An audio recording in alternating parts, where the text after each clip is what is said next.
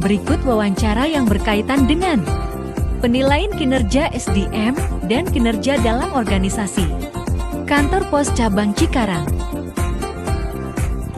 Assalamualaikum warahmatullahi wabarakatuh. Di sini saya akan melakukan wawancara dengan Pak Agil, yang mana beliau ini sebagai Kepala Kantor Pos Cabang Cikarang. Wawancara yang akan saya lakukan berkaitan dengan penilaian kinerja SDM. Di sini juga selain melibatkan tentang pertanyaan kinerja SDM, saya akan menanyakan kinerja dalam organisasi. Saya perkenalkan Pak Agil sebagai Kepala Kantor Pos Cabang Cikarang. Selamat pagi, Pak. Selamat pagi, Bu Putri. Di sini saya akan menanyakan tentang kinerja. Bagaimana cara meningkatkan kinerja dalam suatu organisasi di perusahaan? Oke, baik. Untuk menjawab pertanyaan tersebut, ya kita harus tahu dulu bahwasanya penilaian kinerja khususnya yang ada di organisasi perusahaan itu biasanya itu terbagi dua. Ada yang istilahnya baik dan juga ada yang kurang baik. Jika nanti ditemukan orang tersebut mengalami perilaku yang baik, itu biasanya kita akan memberikan reward kepada dia. Tapi jika memang yang terdapat adalah perilaku yang kurang baik, itu biasanya kita akan memberikan pengarahan ataupun motivasi kenapa perilaku dia bisa dinilai kurang baik. Jika memang nantinya si karyawan ini tetap tidak patuh terhadap apa yang dinilainya, tentunya ini kan akan menjadi catatan tersendiri bagi perusahaan. Apakah dia layak untuk dipertahankan atau tidak, seperti itu. Nah, dengan sistem tersebut juga akan terbangun istilahnya penilaian kinerja yang cenderung lebih ke arah yang lebih baik dari sebelumnya, karena dari masalah-masalah yang timbul tersebut itu tentunya akan dievaluasi dan dibenahi sehingga kedepannya perusahaan terus berkembang menjadi ke arah yang lebih baik, seperti itu. Kira-kira itu biasanya penilaiannya setiap jangka waktu berapa lama ya, Pak? Nah, untuk jangka waktunya sendiri itu kalau di kantor pos ya kurang lebih itu ada yang namanya penilaian harian, mingguan, bulanan, atau bahkan tahunan, seperti itu. Nah, jika konteksnya adalah penilaian harian, itu berarti kita mengecek secara berkala. Jadi setelah harian itu selesai, itu kan pasti ada penilaian 7 hari terakhir itu seperti apa. Nah, setelah 7 hari itu berarti kan 1 minggu. Nah, berarti 4 minggu terakhir itu seperti apa? Jatuhnya sebulan. Nah, sebulan itu berarti 6 bulan terakhir itu seperti apa? Nanti akan muncul pada tahap penilaian tahunan, seperti itu. Baik, Pak. Berikutnya saya akan menanyakan metode apa yang paling efektif untuk penilaian kinerja di kantor pos, Pak. Nah, di kantor pos sendiri karena kita adalah suatu perusahaan jasa yang mementingkan pelayanan terhadap konsumen, itu biasanya ada dua metode penilaian yang dinilai bisa masuk terhadap pelayanan jasa tersebut, yaitu yang pertama penilaian 360 derajat ataupun feedback. Nah, ini kan istilahnya kita mengumpulkan umpan balik dari para karyawan yang bekerja tersebut tentang bagaimana kondisi daripada pekerjaan dia. Lalu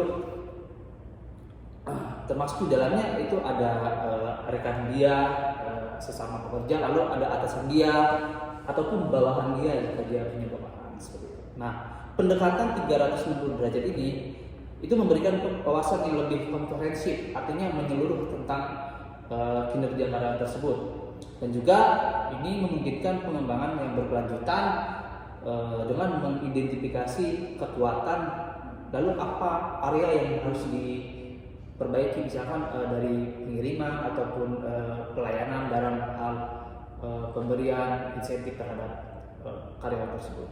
Nah, lalu selanjutnya adalah metode perilaku teramati. Nah, ini biasanya kita melihat langsung daripada karyawan tersebut secara nyata kondisinya. Pendekatan ini membantu mengukur daripada kinerja karyawan secara objektif. Jadi ini diukur secara objektif berdasarkan daripada perilaku yang dia terapkan seperti itu. Baik Pak, pertanyaan selanjutnya, bagaimana cara meningkatkan produktivitas kerja karyawan dalam organisasi, khususnya di sini Pak, di kantor pos? Sebenarnya untuk meningkatkan produktivitas ini ada beberapa cara yang bisa kita lakukan. Seperti yang pertama itu komunikasi. Nah, komunikasi ini sangat berpengaruh karena lancar tidaknya suatu perusahaan itu pasti ada kaitannya dengan komunikasi. Makanya komunikasi ini harus berjalan secara efektif agar apa? Agar pesan yang disampaikan itu jelas dan terarah sehingga maksud dan tujuannya bisa tercapai.